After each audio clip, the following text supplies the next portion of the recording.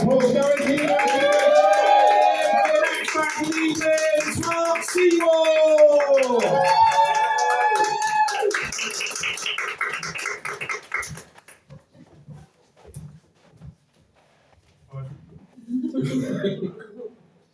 So I thought I'd raise the brow of this comedy night, so I've brought a book.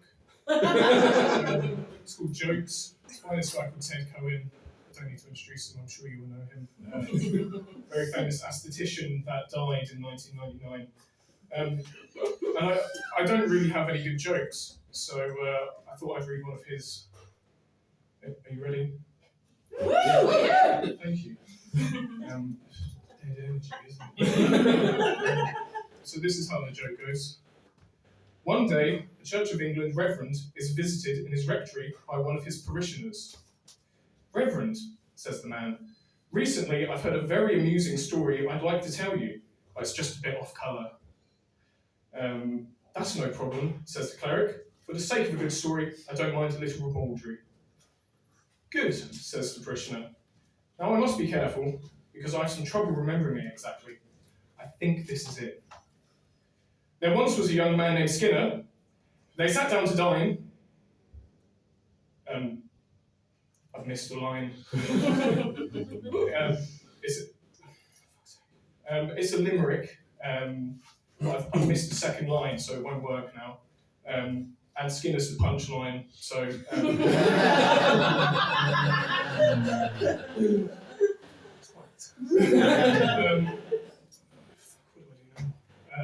It was a really long joke, went on for about 7 minutes, but anyway. I only saw one magpie today, so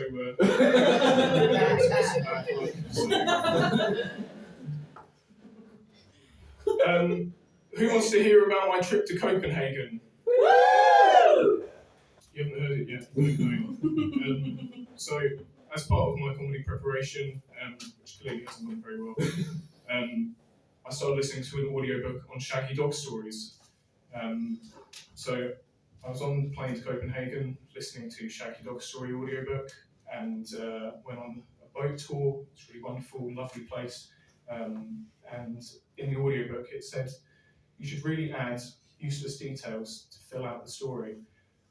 So I then went to dinner with my partner, who I've been together with for 2 years, 3 months, and 4 days. And I decided to order the national dish of Denmark, stegt flæsk. You can tell I'm fluent.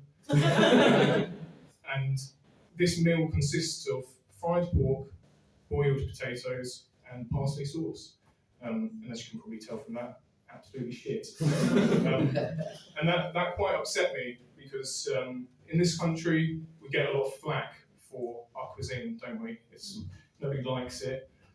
But nobody's thought to take Denmark to task for their Viking struggle meal.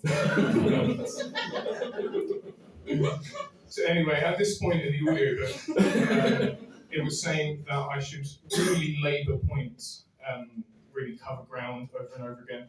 So I really can't labour enough how shit this meal was.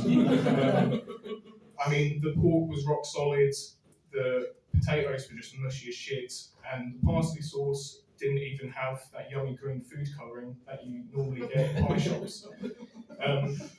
So I went to complain to the waiter. He was 6'4", blonde, blue eyes, and I'm pretty sure he was an Aryan, because he really didn't like that I was British. So one thing led to another, which I will detail for you now. So I say to this guy, "Vilken nasus sisungafov mataf?" To which he responds, "It's a bitter preter bilit." So as you can tell, some very strong words were used.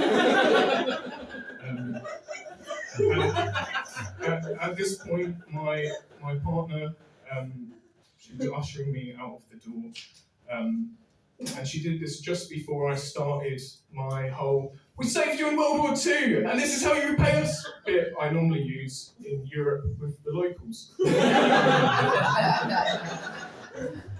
But you know, I'm really glad she ushered me away before that, because we didn't actually save Denmark in World War II.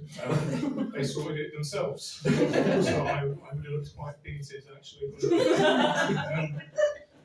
So anyway, I was getting towards the end of this Shaggy Dog Story audiobook, and I was going to listen to the rest of it on our walk home, but it was getting pretty late, and our plane was early in the morning. So, and also my partner wanted to have sex with me, so.